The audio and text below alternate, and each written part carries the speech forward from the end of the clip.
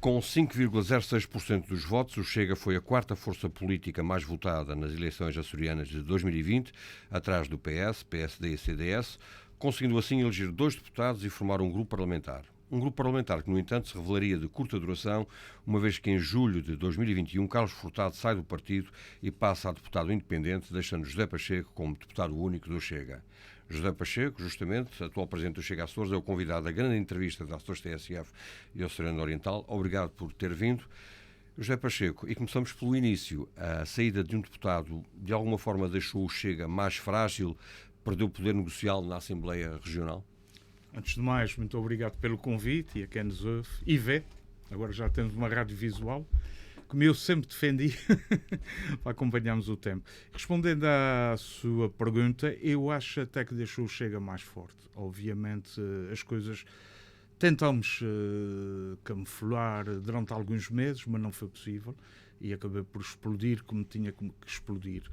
Eu até nisto, eu peço desculpa aos açorianos, porque o RFM não foi de mais ninguém. Eu coloquei o Furtado naquela posição, até insisti um pouco nisto, foi de boa fé, fiz a coisa, como faço tudo na vida, faço de boa fé, mas também cometo erros, e este foi um dos maiores erros que eu cometi. Pronto, está feito, nem me vou arrepender ou deixar de arrepender. Obviamente que quando a coisa explodiu, deixou-nos numa situação bastante delicada. Estávamos a 10 dias de entregar listas no Tribunal para autárquicas. Conseguimos. Foi assim um milagre, mas não foi fácil. Não foi fácil e nunca seria para ninguém. E na atividade parlamentar, que impacto é que teve, sobretudo nesses primeiros tempos? Eu penso que passamos a ser mais aquilo que era o Chega e que devia ser o Chega.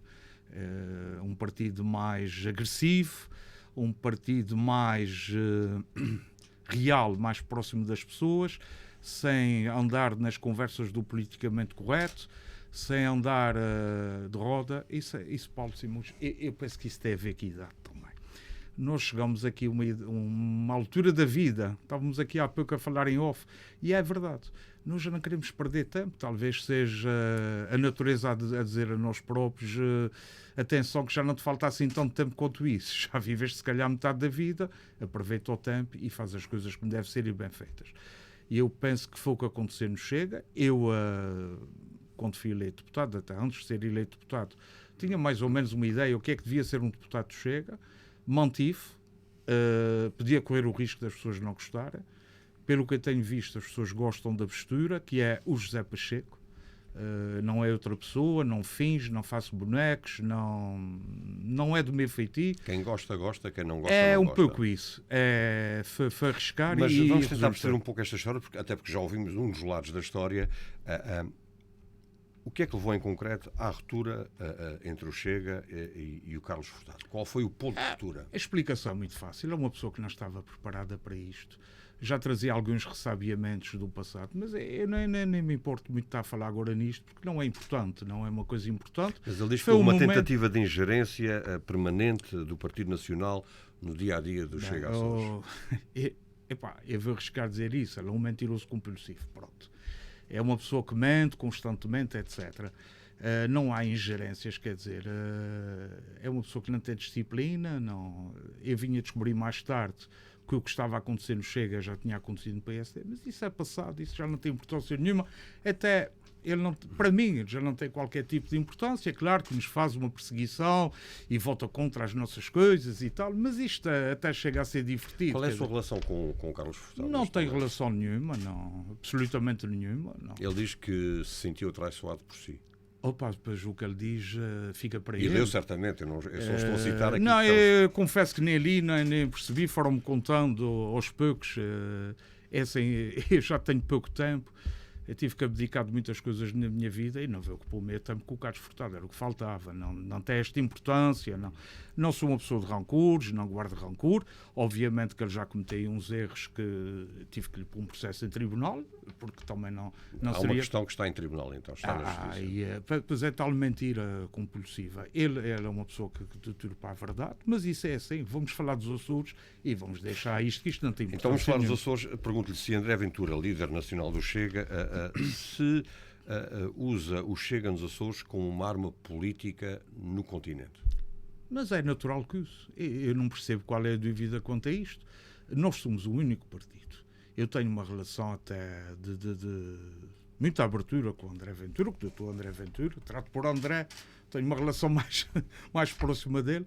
E não vejo que isso seja mal. É natural, nós somos o único partido. Aliás, eu não percebo noutros partidos como é que isto não acontece. Olha, no PS, que é governo na República, o PS dos Açores não tem peso absolutamente nenhum. Parece uma criança.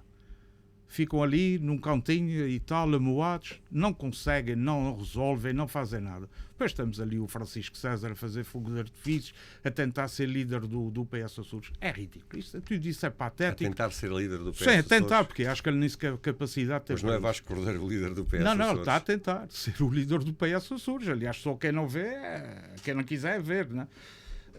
No PSD temos aqui uma guerra de galos entre o PSD regional e o PSD nacional. O PSD nacional diz os absurdos de Chega e o PSD regional tenta segurar o barco para que ele não vá ao fim e eles percam a governação. Tudo isto é patético. Eu acho tudo isso patético porque não é isto. Eu não vim para isto.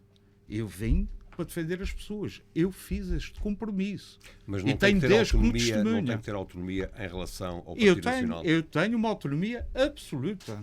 Não há ingerência nenhuma do André Ventura. Aliás, temos uma relação de muita frontalidade, de uma fluidez de informação. Temos vários meios que nos comunicamos. Nunca tive o André dizer, Zé, vais ter paciência, mas vais ter que fazer assim. Nunca. Eu, quando muito, tenho dito ao André, olha, vou tomar esta posição, pergunta-me então porquê. O que é que te leva a isso? Olha, leva-me isto, aquilo, as minhas razões são estas, são aquelas, e tem resultado. Já alguma vez se zangaram? Já nos zangamos. E conseguimos ultrapassar. Nada de muito especial, não teve a ver com questões dos Açores, teve a ver com questões internas num período em que não era eu o líder do Chega Açores, e eu tive que dizer o que é que pensava das coisas e como é que pensava. E pedi que ele resolvesse. Aliás, o outro senhor diz que saiu do Chega. Ele não saiu do Chega, ele fez expulso. Ele tentou enganar o André Ventura, quer dizer, dizia que tinha listas feitas e a verdade é que depois em 10 dias não havia nada feito. Tanto é verdade, nem as pessoas se foram embora, não havia. E o André, quando se zanga com ele, eu assistia parte da conversa, é que precisamente ele dizia uma coisa que não era verdade. Entretanto, com a saída de Carlos Furtado e passado um hiato em que o Chega esteve sem liderança oficial nos Açores, é agora o José Pacheco. Esteve mais ou menos. Agora o José Pacheco é o líder do Chega Açores. Agora não, queria... já... Sim, agora, quando eu digo desde essa altura, era algo que queria? Olha, se eu quisesse, eu não tinha pedido ao Carlos Furtado para assumir a liderança do Chega, porque fui eu que fundei o Chega, foi comigo que falaram, e fui eu que falei e que insisti até com ele, numa lógica, isto ele não tem que mandar, quer dizer, olha, ficas tu, fico eu, ficamos os dois, faço a parte mais logística, vais fazendo aí outra parte, talvez mais de comunicação que a comunicação social ou algo que valha. Eu nunca quis ser presidente do Chega. Aliás, eu não quero ser presidente de nada. É que escolheu Carlos Furtado para presidente do Chega. Sim, mas isto toda a gente sabe, aliás, contra a vontade do André. Contra a vontade do André e do Diogo Pacheco de Amorim, que é a pessoa que me tem acompanhado nesse tempo todo. Mas pronto, olha, foi o que foi. Eu só tenho que pedir desculpa às pessoas por este ter colocado nesta situação. Vamos virar a página. Em março deste ano houve 2 acordos de incidência parlamentar que foram, enfim, cancelados, rasgados, como queiram entender, por parte da Iniciativa Liberal e logo a seguir pelo deputado independente Carlos Furtado. Nessa altura admitiu que o Governo Regional pudesse cair? Não, achei tudo aquilo uma coisa patética e que nem ia ter consequência nenhuma. Foi um fogo de artifício que nem uma hora chegou a durar. Eu já o tinha feito, mas fiz na altura certa, em 2021, no orçamento. Disse aqui já não há acordos, vamos trabalhar todos juntos, não precisamos de papéis, precisamos de ser sérios e trabalhar em diálogo. Eles acharam, aliás, o meu colega do IEL achou por bem fazer aquilo, mas da parte da tarde parecia que não tinha acontecido nada e o Furtado, pronto, é o Furtado.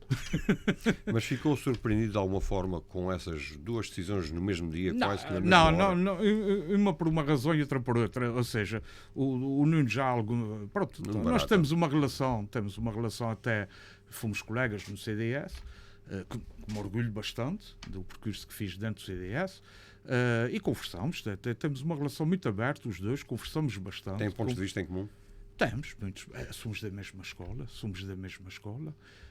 É verdade, o Nuno sempre foi muito mais neoliberal, eu sempre fui mais conservador, isso é verdade, mas não me surpreender, porque ele já me andava a dizer há algum tempo que não estava muito satisfeito e tal. Eu já tinha feito isso, romper o acordo, etc. Não fiz esse folclore todo, mas já o tinha feito. Ele achou por bem. Depois o outro é macaquinho de imitação, foi atrás. Nessa altura, o Governo Regional deveria ter apresentado uma moção de confiança? Eu desafiei, se bem se lembra. Por isso estou a passamos uma tarde ali que eu só olhava para os lados e disse: estou aqui no mundo da fantasia, ok, isto parece que não se passou nada. Justificava-se uma moção de confiança? Eu acho que sim. Eu acho que se justificava. justificava. E aliás, porque é que não apareceu? Eu acho que não apareceu porque a matemática não ia bater certo. Aliás, esse governo temos que ser muito honestos. Eu não sou uma pessoa de meias palavras. É um governo de pouca coragem. E acho que a liderança de um governo tem que ser, naquele dia, apresentava. Eu se fosse presidente do governo, eu teria-me levantado ali. E qual era a sua matemática? Que contas é que fez? Eu não fiz. E nem tenho que fazer. Eu estou sozinho neste barco. Eu estou com aqueles eleitores do Chega e mais uns quantos que vão aparecer, que vão ser uns milhares. E é bom que se comecem a perceber disto. Eu não fiz matemática nenhuma. Eu estou preparado, desde que entrei, para ir a votos. Aliás, eu nunca concordei com este acordo de incidência.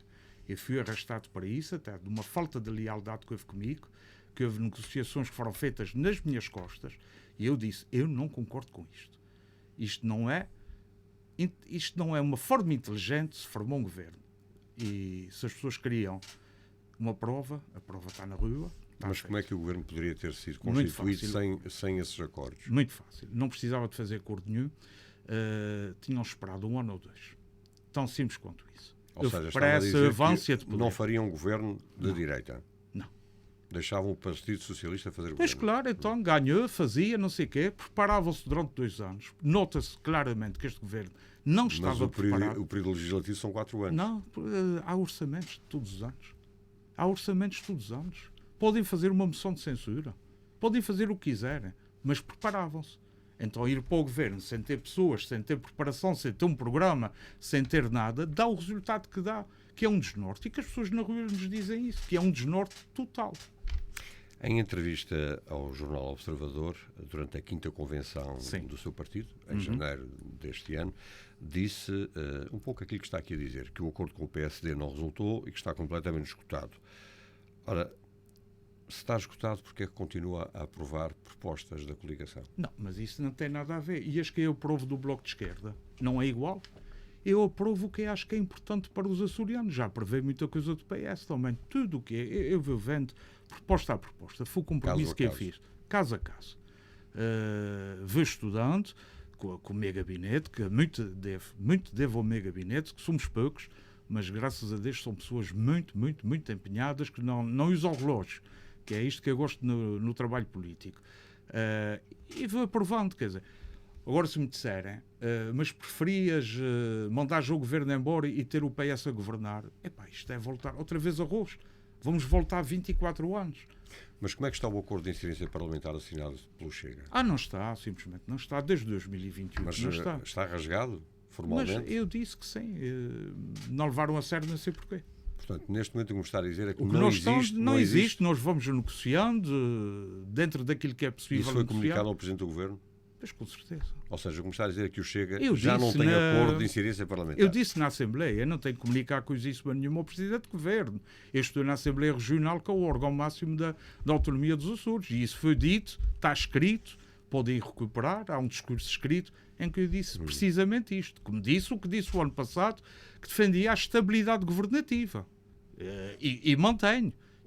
Agora, também disse, não pode ser a qualquer custo. Aliás, tem aqui uma frase sua em que disse que este governo, ainda na convenção do seu partido, em que este governo estava no chão, a frase é sua, mas por prezar a estabilidade deu mais uma oportunidade e conversou com o governo. Eu sei que não pode revelar as conversas que tem dentro de portas, mas pergunto-lhe o que é que resultou dessa conversa que teve com o governo e com quem é que falou em concreto.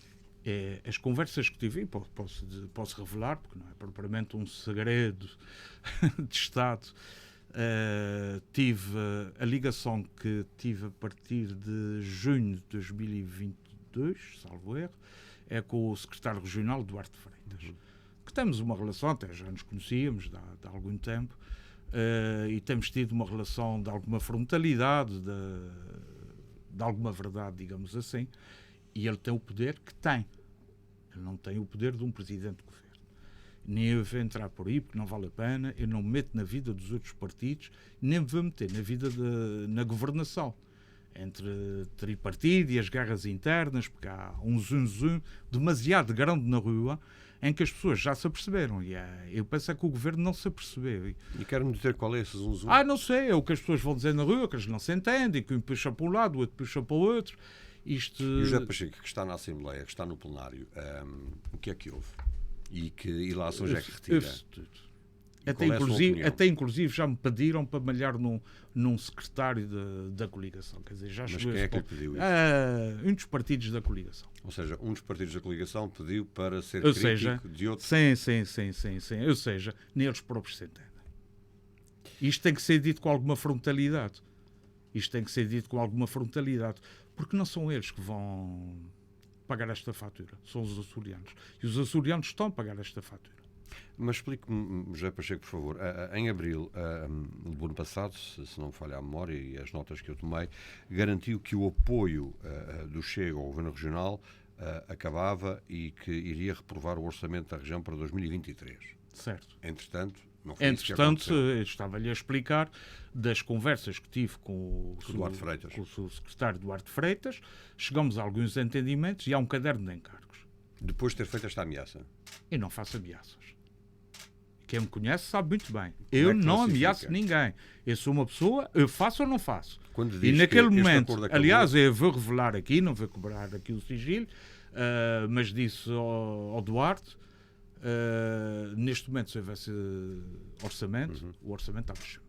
Opa, temos que conversar, temos que acertar agulhas. Ele vê um caderno de encargos que, quando chegarmos ao próximo orçamento, vamos ter que fazer contas se o caderno de encargos está tudo cumprido, se não está, se está à parte, o que é que ficou, o que é que não ficou. É assim que eu trabalho. Não gosto, eu acho que na política as ameaças dão-se sempre a geneira. Olha, lembra-se do irrevogável. Ainda é do meu tempo de CDS, o irrevogável, que bastante nos deixa... Paulo Portas, que bastante nos envergonhou. Quem era do CDS. Aliás, eu saí do CDS, tomou um bocadinho à conta deste personagem. José Pacheco, quais são as suas linhas vermelhas em relação a este governo regional? Eu tenho várias e estão no nosso programa. Uma delas é o aumentar da máquina administrativa, a máquina do Estado. A outra é continuarmos na subsídio-dependência. Eu tenho mostrado bastante crítico nisto. Nós não podemos continuar de forma às vezes até disfarçada de elefante, como eu gosto de dizer, a andar a subsidiar, especialmente grandes grupos económicos. Esta é uma das linhas vermelhas. Olha, talvez nisso nós e o IEL nos aproximamos muito, somos da mesma escola.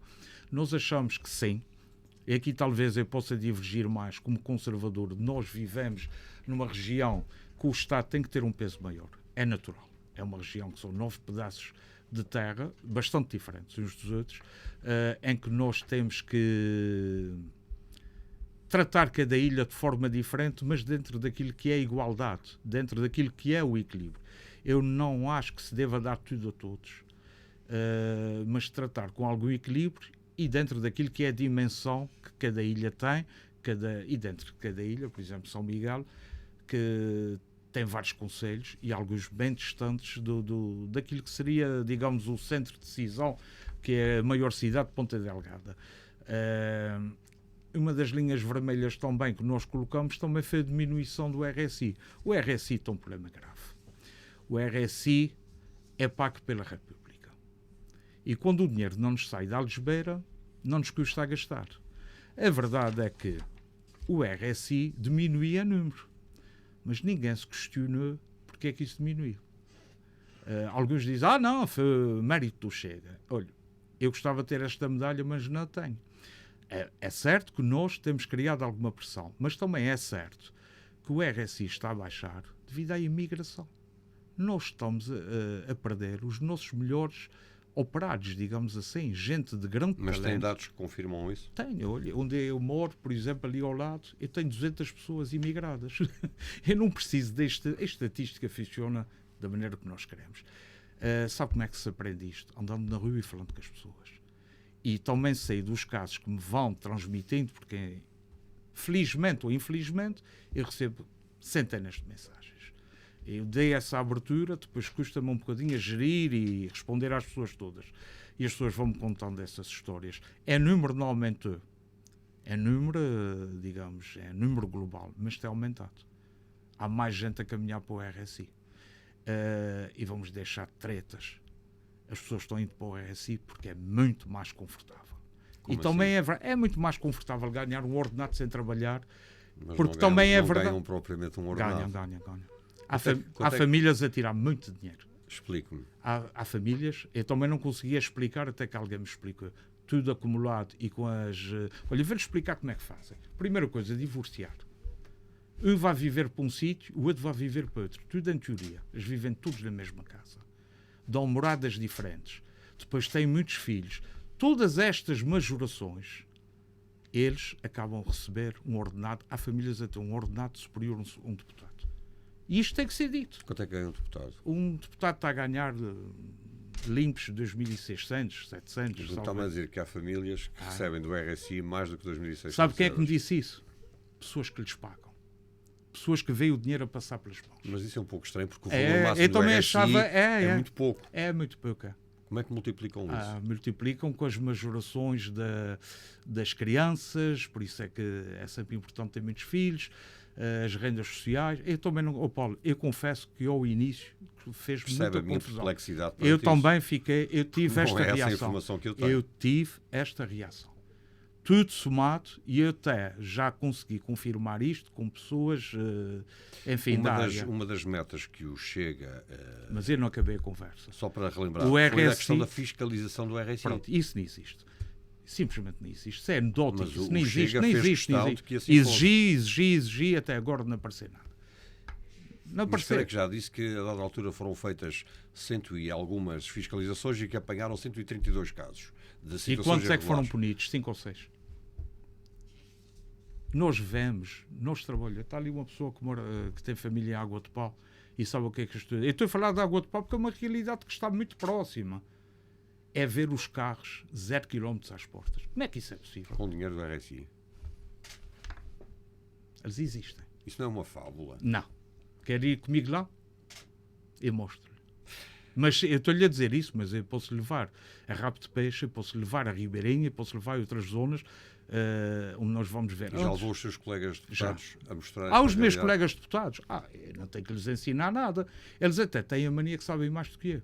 Já que sabem mais do que eu, vão eles com os seus pés. Só uma coisa que eu faço desde o primeiro dia é andar na rua. Eu sempre tive este hábito. Eu gosto de conversar, eu sou um conversador nato, gosto de conversar com as pessoas e gosto de as ouvir. É assim que se aprende. É assim que eu fui educado até. Que é ouvindo, aprende-se imenso. E também é preciso perceber que também é uma coisa que é preciso começarmos a mudar. Nem toda a sabedoria está na academia ou está nos livros. Há uma sabedoria popular que nunca foi valorizada. Por isso é que hoje um operário ou um trabalhador da construção civil é tratado quase como um cão. Quando noutros países as pessoas são tratadas com uma grande dignidade. Como é que se tratam as pessoas com dignidade? Pagando-lhes um ordenado como deve ser. E um dos problemas do RSI, que eu não terminei, é isto. Um dos problemas que muitas pessoas refugiam-se no RSI. E eu estava, salvo erro ali com a Carla, na Piedade Jovem, e houve um miúdo, quer dizer, um jovem de 24 anos que disse: eu em casa ganho mais que a trabalhar. E ele disse também: eu também não estou preocupado que eu vá para a Bélgica ou algo no género, para um país qualquer. Esta é a realidade que ninguém quer ver. Se não quer ver, o povo está a ver. O povo está a ver isto. Deixa-me colocar uma questão que tem a ver com aquilo que está a dizer, e até porque falou na construção civil, enfim. Há falta de mão de obra, temos dado essas notícias na construção civil. Há problemas com os profissionais de saúde, porque não há nem médicos nem enfermeiros em números suficientes. São questões diferentes. Já vai perceber a minha pergunta. Há questões também na área do turismo onde há falta de mão de obra. Há aqui vários setores onde há falta de mão de obra. como é que vê, que é o que alguns defendem, a irmos buscar gente fora da região, imigrantes, para trabalharem nos Açores? Eu vejo isso como um absurdo quando as pessoas estão aí disponíveis. Eu não estou a falar de médicos e enfermeiros.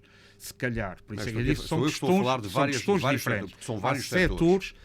Vamos ver, no turismo, há setores que nós não temos preparação suficiente. Houve para aí uma série de cursos profissionais.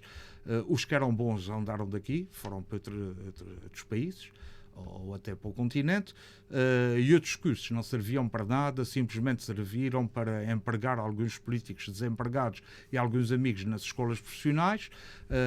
Eu andei numa escola profissional, eu fui lá formador, e isso é o que é que estou a falar. Há gente muito boa, mas há gente muito má. E as escolas profissionais serviam para isso. Os muito maus estavam ao lado das pessoas que se esforçavam muito. Se calhar por isso é que eu também não continuei. Na construção civil, eu vou-lhe dar mais uma novidade. Muitas destas pessoas que estão no RSI estão a trabalhar. Só que estão a trabalhar clandestinamente.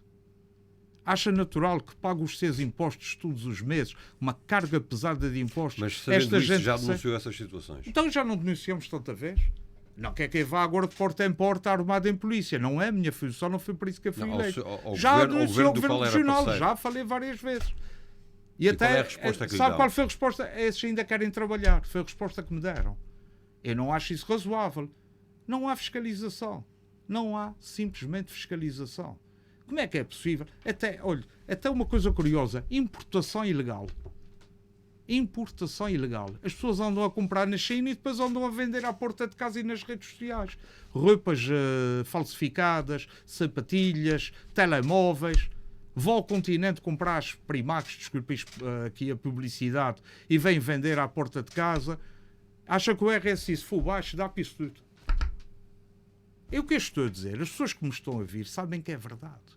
Porque é isto que acontece. Se não for verdade, amanhã digam, olha, telefonem para o açoriano e digam, olha, senhor só diz mentiras. Mas eu não minto. Não há casos de famílias que mesmo com o RSI não conseguem sobreviver. Há casos. E estes casos não estão devidamente acautelados e não estão a receber aquilo que deviam receber, porque temos de dividir o bolo por todos. Eu não posso aceitar que a minha vizinha Maria receba uma reforma de miséria, que não tenha apoios sociais, que merece, que tem 300 ou 300 e poucos euros por mês, e eu, sei lá, tenha alguém a receber um ordenado 2 e 3 vezes mais. Sabe que um imigrante chega a Portugal e recebe 800 euros por mês. Isto não é, eu não estou a dar novidade a ninguém, isso é, toda a gente sabe disto. Isto não está certo. Recebe 800 euros. Recebe. Tem um apoio social de 700 e muitos euros. Durante quanto tempo? Durante o tempo que eles quiserem. Isso não é verdade. Não é verdade. Olha, então na Se tiver Uber, 5 anos sem trabalhar, recebe 800 euros. Ele vai receber até que o sistema permita. Como é que não é verdade? Como é que o senhor pode dizer que isto não é verdade? Não, se nós temos Lisboa completamente entupida. Eu não sou contra as pessoas que vêm para cá trabalhar e trabalhar a sério. Como dizia uma brasileira uma vez num restaurante, eu venho fazer o que os portugueses não querem fazer. Estes eu tenho muito respeito e dei testemunho disso. Fiz um vídeo neste dia sobre esta senhora, Alexandra, que ela se chama, e fiz um vídeo sobre esta senhora. Isto é que é o exemplo do que nós precisamos. Temos falta de mão de obra. Agora, virem-se encaixar no nosso sistema e depois viverem à custa dos meus impostos, dos seus impostos, dos impostos daqueles que trabalham, isto não é correto. E tem mais uma coisa. Ou seja, ir buscar alguém para trabalhar, o Chega não tem nada contra. Não, nada contra. Tem que haver contratos de trabalho. Isto não é novidade nenhuma, Paulo Simões. Na Bermuda é assim que funciona. Os meus vizinhos da Ribeira Chão, eu moro na Ribeira Chão, é assim que trabalham. Eles vão para a Bermuda, têm que ter um contrato de trabalho e mais, se são casados, são obrigados a mandar uma parte do ordenado para a família. A Bermuda tem regras, enfim, que nós em Portugal íamos chamar de extrema-direita, radicais. Mas a verdade é que os meus vizinhos dizem que não há terra tão civilizada como aquela. Outra das propostas que tem a ver com o Chega foi a medida de apoio à natalidade, de 1.500 euros. E porquê é que eu coloco esta questão agora? Porque o Chega o que defende é que haja um apoio de 1.500 euros à natalidade, exceto para as famílias que já têm apoios sociais. Então, porquê? Então, porque já faz sentido. Ou seja, não faz sentido receber uma majoração em cima daquilo que já se recebe. E é mas são famílias que têm problemas. As pessoas têm problemas, toda a gente tem problemas. Paulo Simões, problema. O que é que são os problemas das pessoas? Expliquem-me lá o que é que são os problemas das pessoas. Que ganha 2.600 euros não precisa. Não. O que eu defendi e o que vai ser feito. o acordo que eu cheguei com a vice-presidência, e que digo que não foi do meu agrado. Eu disse, não foi isso que eu pedi. Era fazer por patamares. Quem recebia apoios sociais recebia menos. Não deixava de receber, recebia, mas recebia menos.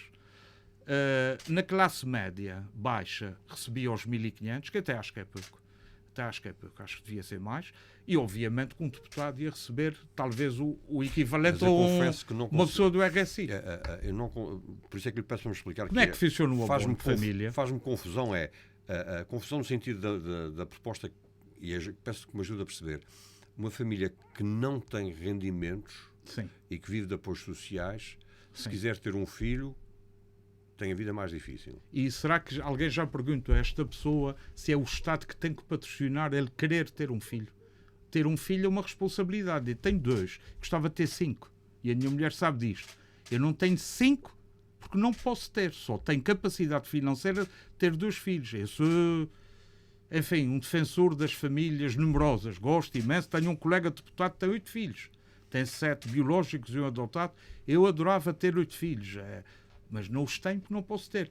Por que razão é que uma pessoa que já vive, enfim, na miséria, digamos assim, porque hoje para viver na miséria são mesmo os idosos, acha que tem direito a isso e o Estado é que tem que pagar? Eu tenho que pagar para ele ter mais filhos por capricho, para depois ter uma majoração no RSI? Isto é o mundo ao contrário. Não é isso que eu defendo. Vamos virar a página e falar de uma questão que... Podemos levar a tarde toda nisto. Temos outros assuntos para falar. E uma questão que eu sei que é importante para o Chega e que tem a ver com o processo de privatização da SATA. Uhum. Apareceram 2 propostas e o Chega aplaudiu essas 2 propostas. Sim. Como é que vê o futuro da Azores Airlines? Olha, é uma boa pergunta. Eu fui muito pragmático nisto. Eu disse, ou aparece um comprador ou fecha-se de vez. Eu acho que os Açores não têm... Aqui 2 frases suas sobre a Azores Airlines, em que disse que a companhia não serve para nada e que só podemos ter aquilo que pudermos pagar. Mais ou menos. Exatamente, é isso. Mantém isso. E mantenho. E acho que há aí umas confusões, algumas propositadas. Depois há aí uns músicos de ouvido que repetem, alguém sopra-lhes o ouvido umas coisas e eles vêm para a comunicação social dizer umas baboseiras que não tem outro nome. Nós não podemos pagar uma companhia aérea com aquela dimensão. Nós temos que ter a companhia aérea que temos interilhas. Agora, nunca ninguém colocou essa questão em cima da mesa. Mas havia algum impedimento? Por exemplo, temos uma Air Açores que fizesse Lisboa? Nunca havia impedimento. Podemos ter. No caso da privatização não ir à frente ou haver uma falha qualquer, podemos ter. E o que é que Bruxelas dirá sobre isso? Bruxelas há de dizer que sim. Porque é uma ligação entre território descontínuo. Se não houver alternativa, não é a TAP.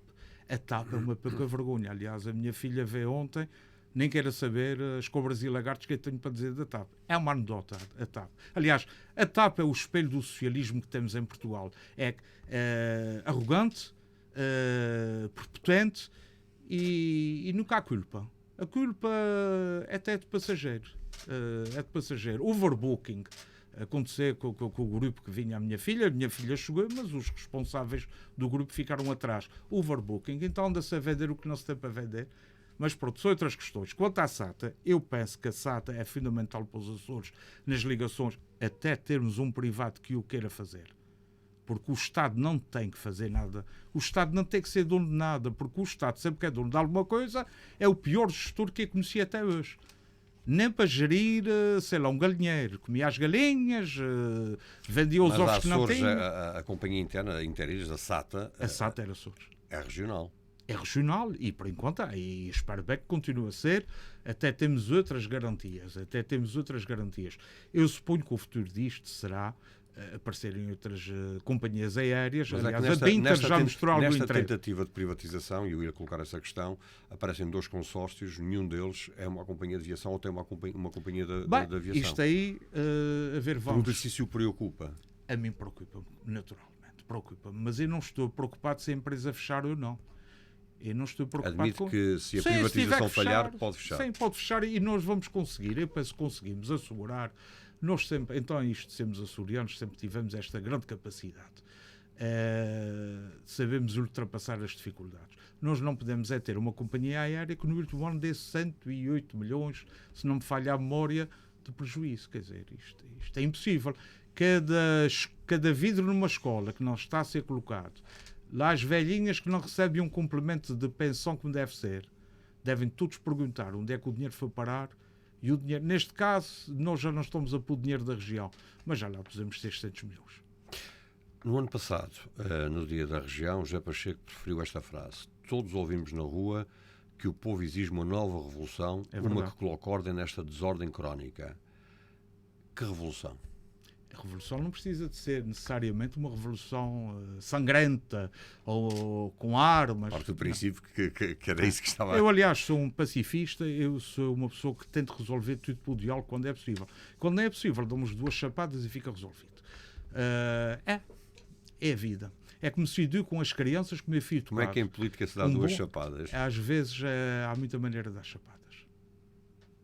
Portanto, defende uma revolução açoriana. Nós precisamos de uma revolução açoriana, nós precisamos de mostrar, primeiro a Lisboa, que isto aqui não é propriamente uma colónia em África. Isto aqui é Portugal.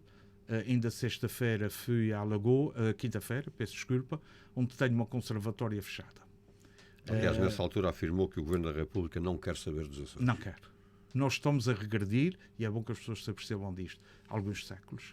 Só nos faltam as caravelas aqui atracadas no cais para nós voltarmos ao tempo das caravelas, em que isto eram umas ilhas abandonadas e em que se dava a possibilidade às pessoas: queres ir preso ou queres ir para os Açores? E eles vinham para os Açores. Portanto, o que está a dizer é que este Governo da República, este em concreto, não está a tratar bem os Açores, na sua opinião? Não está.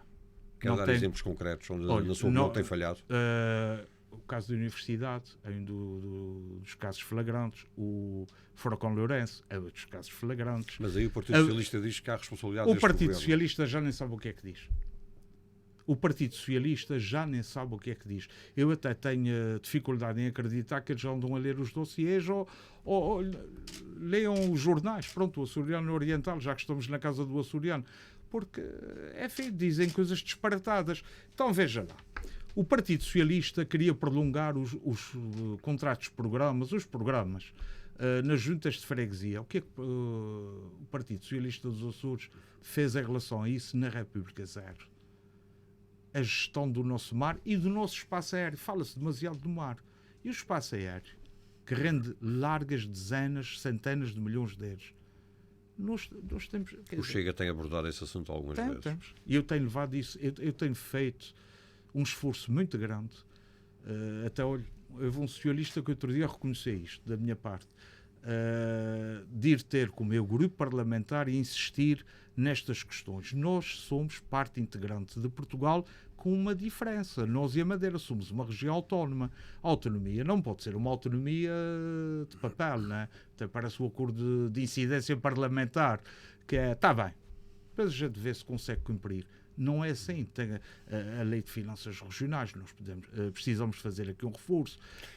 Nós precisamos ter segurança a sério. Nós não vivemos um clima de insegurança. Por enquanto. Por enquanto. Em relação à lei das finanças regionais, está a ser preparada uma proposta pela primeira vez... Eu não sou especialista nesta área. Não, a questão nem é... Nós não vamos entrar nisso.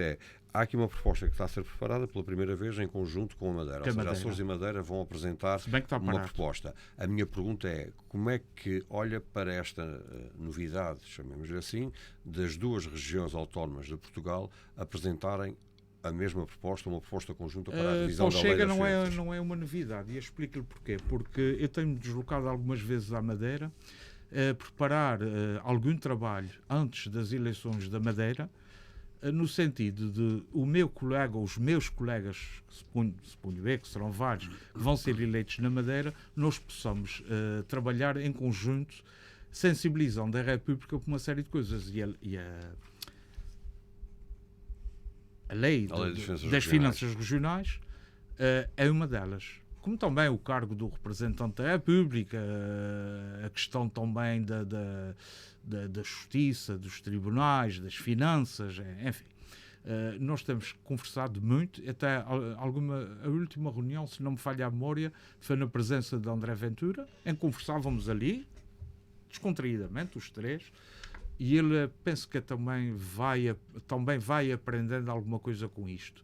Vai aprender, se bem que o André dos Açores conhece bastante bem, até às vezes surpreende-me, conhece bastante bem a nossa realidade. Gosto imenso, disse o outro dia, que em congresso, salvo erro, quando se reformasse ia ter uma casa em São Jorge. Isso ok? Está bem? Falou da Madeira, porque em setembro há eleições regionais. Eu pergunto-lhe se as eleições regionais na Madeira podem, de alguma forma, ser vistas ou ser lidas como um barómetro para as eleições regionais nos Açores, que, se não houver nada em contrário, serão em 2024. Sim, pode haver o que houver, vai ser sempre, a não ser que já lá vou essa questão em particular, mas em relação à Madeira, é um barómetro? Pode ser um barómetro ou não? Pode, eu penso que tudo é um barómetro, tudo. Aliás, vamos ter europeias também, tudo é um barómetro. É decisivo, não me parece. Não me parece que seja. Agora, obviamente que o Chega tendo um bom resultado na Madeira, nós também ficamos satisfeitos e faço questão de lá estar neste dia.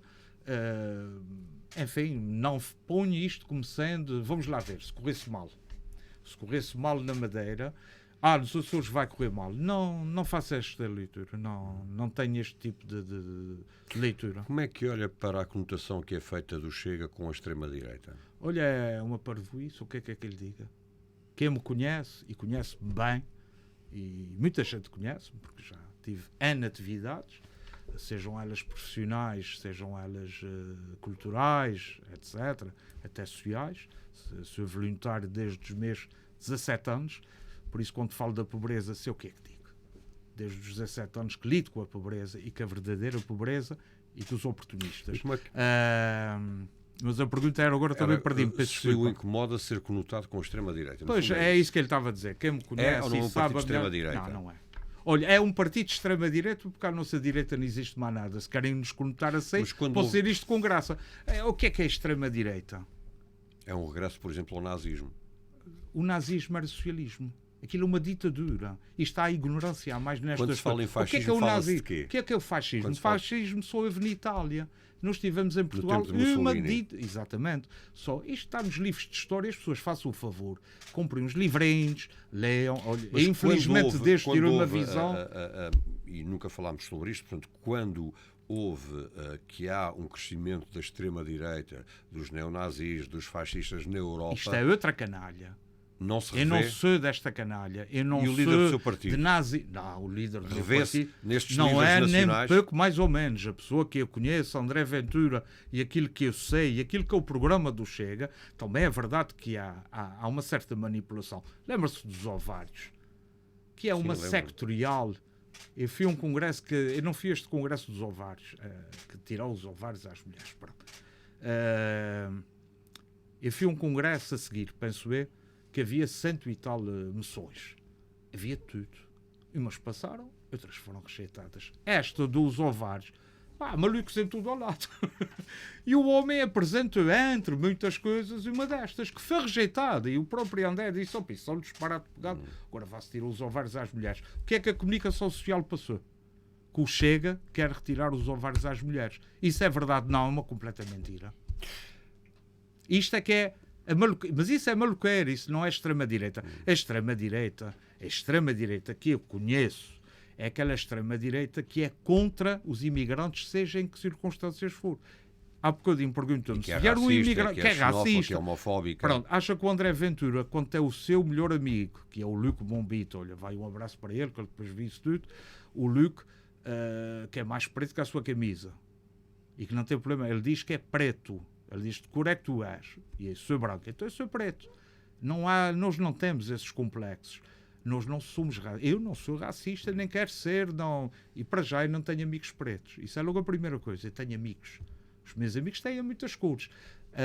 O André, que tem uma pessoa ao seu lado, que enfim, que eu já acompanho há muito tempo, um amigo de longa data, de outra cor, que o trata com toda a dignidade humana, como um amigo, um irmão, é um racista.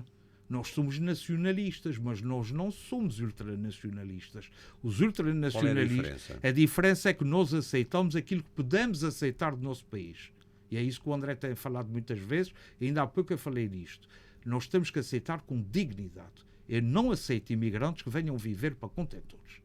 Não aceito. Porque eu prezo, eu sou católico, sou homem de fé, eu não aceito e nunca vou aceitar que empresas de construção civil queiram pagar mal aos açorianos para poder importar da Guiné, de Cabo Verde, etc., pessoas que vão colocar em contentores a viver em situações de miséria absoluta. Não são animais, são seres humanos. A diferença está nisto. Já o ultranacionalista, seja em que circunstância for, que seja como a Alexandra do restaurante, que eu falei há pouco, não aceitam. Agora é preciso ter cuidado com o fluxo imigratório.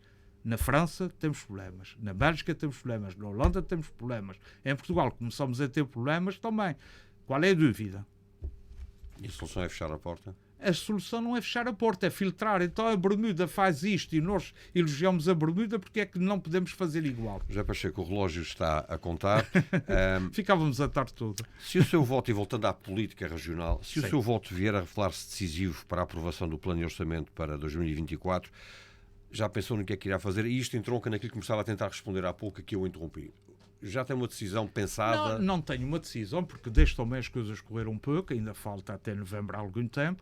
Amanhã parto para a terceira visita oficial e vou aproveitar.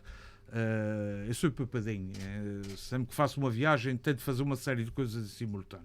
Vou estar com os meus colegas, isto vai estar em cima da mesa. Hoje, com os meios digitais que nós temos, nós vamos conversando muito. Mas amanhã quero presencialmente e fazer uma ponderação. Temos um caderno de encargos que foi apresentado o ano passado. Vamos picar, vamos ver o que é que está. Mas há pouco dizia-me que não acredita que o governo caia o governo antes do tempo. Não, a questão não é essa. A questão é que disse em 2024. Que é quando está previsto haver. Mas é mesmo que isso agora... Aliás, também há aí um certo mito. Se o orçamento não passar, o governo não cai. Não é automático. Tem que haver uma moção de censura. Trabalho é do décimos, que é sempre... Aliás, parece-me que é mais ou menos o que já fazia até hoje, mas pronto, isso é outra história. Foram para o endividamento de zero e agora dá no que dá, não há dinheiro para nada. O Chega é contra a política de endividamento zero? Não somos. Aliás, em teoria... Que foi imposta, segundo a história, pela iniciativa liberal. Eu não sei se foi. Por isso é que eu estou a dizer, eu não sei se foi, mas vamos acreditar que pronto, sim senhor, iniciativa... Porque eu tinha a informação muito antes disso do governo que iam para o endividamento zero. E a minha frase naquele dia, e já voltei a repetir na Assembleia isto, foi: atenção, endividamento zero é investimento zero. Nós estamos a entrar num período complicado. Estamos a guerra, saímos de uma crise pandémica. Cuidado com isto. Eu acho que eles fiaram-se naquilo que se diz o bom povo com graça, em sapatos de defunto, que era o PRR, e acho que não está a correr nada bem. Aliás, esse governo monta-se e o PS fazia muita questão de voltar ao governo, tudo à custa do PRR. Ou seja, o PRR é um cartão de crédito. Mas o PRR parece que não está a correr bem em várias regiões e em vários países. Sim, no país todo e em vários países, exatamente.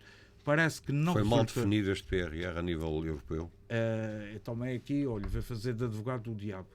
O governo atual herdou, consegui mexer em algumas coisas, não muitas, herdou isto já do governo socialista. Por exemplo, na habitação bati bastante na mesa, porque é assim, temos que negociar, não são jogadas de bastidores, nem de corredores, muito menos. Então eu gosto muito é que nós estamos aqui, papéis à frente, vamos falar das coisas, levo sempre os meus papéis, e não havia uma política de habitação e insisti muito nisso, que o orçamento tivesse. O PRR conseguisse mudar, mas dá 4 milhões e 600 mil euros. Portanto, acha que este governo está amarrado ao endividamento? Amarrado no sentido de está um pouco, e esse governo está amarrado a uma coisa que é não estarem preparados.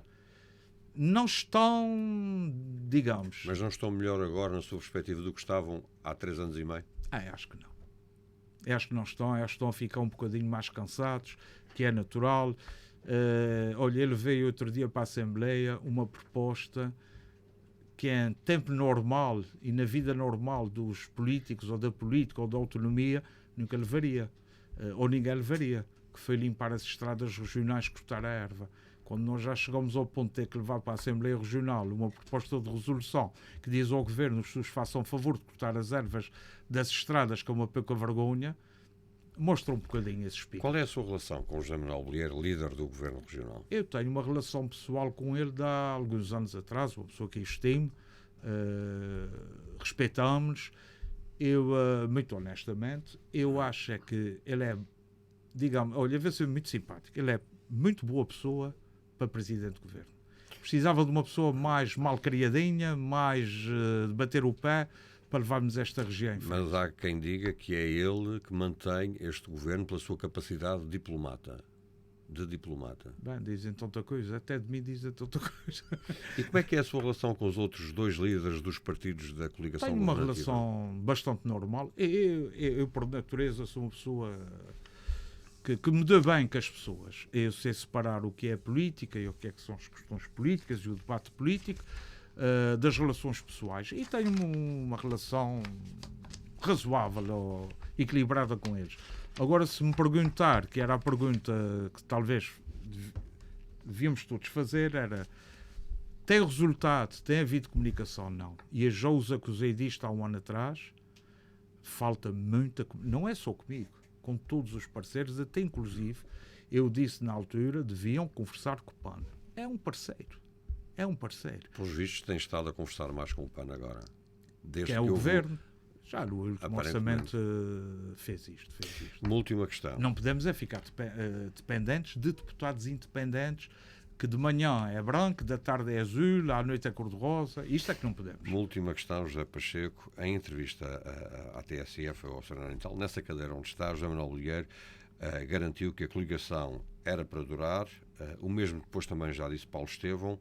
E para fechar esta conversa, e embora já tenha dito acerca disto, mas de forma sucinta, este governo tem condições políticas para levar a legislatura até ao fim? Falta um ano e meio. Até ao fim é fácil, é aguentar o barco até ao fim. Né? Mais 3 ou 4 mentiras, mais uns estudos que se estão a fazer, mais umas coisas que vão acontecer, e levam. Eu acho é que já, muito honestamente, perderam a pedalada, não é agora que vão resolver. É possível endireitar, sempre é possível. Isto é como um casamento, é sempre possível. E o Chega está disponível para, num futuro, voltar a associar-se ao PSD? Não, e é bom que percebam isto. O Chega e enquanto eu for líder regional, para assumir novamente um compromisso desta envergadura, vai ter que pôr na mesa uma série de condições que vão ser muito pesadas. Fazer parte do governo? Eu não sei se será fazer parte do governo, porque eu não faço parte de nem eu, nem a minha gente vai fazer parte de um governo onde as pessoas brigam uns com os outros.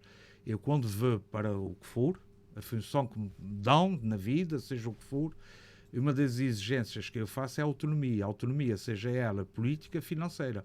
Eu não vou para um governo que depois vão-me puxar a cadeira todos os dias. Isso é um governo que vai durar um mês ou dois. Não. E quer que lhe seja honesto, não é propriamente neste momento o nosso objetivo. O nosso objetivo é governar esta região sozinhos. Não é propriamente, há de levar o tempo que levar, somos pacientes. Não é propriamente irmos às cavalitas, muito menos carregarmos alguém às cavalitas. Eu acho que esta solução não foi inteligente. Eu continuo a achar que não foi. Um dia vão-me dar razão, o povo vai-lhes dar razão, ou a mim, neste caso. Eu acho que em 2024, eu já prevejo, e normalmente não me engano muito nestas coisas, o povo vai fazer uma avaliação muito negativa desta governação, que não devia ter sido assim, e muito menos feita à pressa, feita aos salavancos. Não devia. Não é assim que se fazem as coisas. Muito obrigado por ter vindo. Obrigado, muito obrigado.